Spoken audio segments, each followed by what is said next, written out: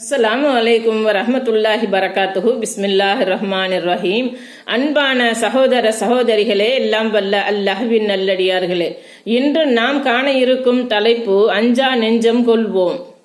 கோழைத்தனத்தை இஸ்லாம் எந்த அளவுக்கு பழிக்கின்றது என்பதை இந்த செய்தியில் பார்ப்போம்.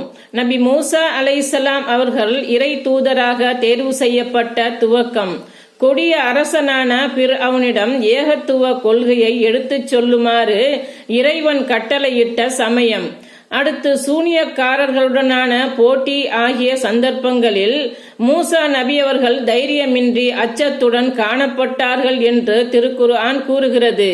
மூசாவே, நான் தான் மிகைத்தவனும் ஞானம் மிக்கவனும் ஆகிய அல்லாஹ், உமது கைத்தடியை போடுவீராக என்றும் அறிவிக்கப்பட்டார். அவர் அதை போட்டதும் அது ஒரு பாம்பை போல் நெளிந்ததைக் கண்டு பின்வாங்கி திரும்பி பார்க்காது ஓடினார். மூசாவே, பயப்படாதீர், தூதர்கள் என்னிடம் பயப்பட மாட்டார்கள்.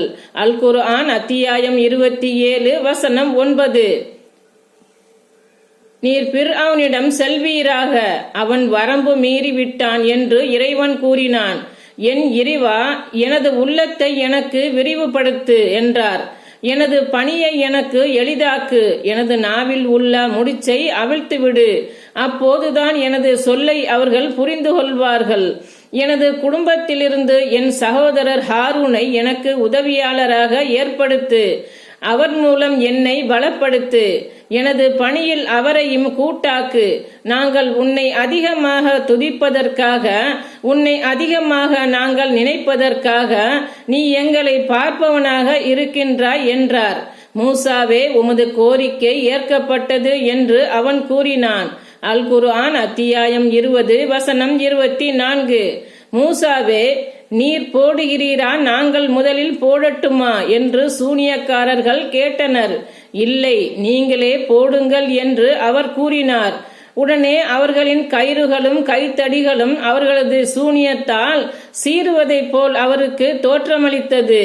மூசா தமக்குள் அச்சத்தை உணர்ந்தார். அஞ்சாதீர், நீந்தான் வெற்றி பெறுவீர் என்று கூறினோம். அல் குர்ஆன் அத்தியாயம் 20 வசனம் 65. இந்த சந்தர்ப்பங்களில் அல்லாஹ் அன்னாரது அச்சத்தை போக்கி மன தைரியத்தை ஊட்டுகிறான். அதன் பிறகு ஒரு போர் வீரனை போன்று தமது பிரச்சார வாளை சுழற்றினார்கள் என்ற இந்த வரலாற்று செய்தியும் ஒரு முஸ்லிம் எதற்கும் அஞ்சலாகாது என்பதை தெளிவாக எடுத்துச் சொல்வதாக அமைந்திருக்கின்றது. அஸ்ஸலாமு அலைக்கும் வரஹ்மத்துல்லாஹி பரகாத்துஹு.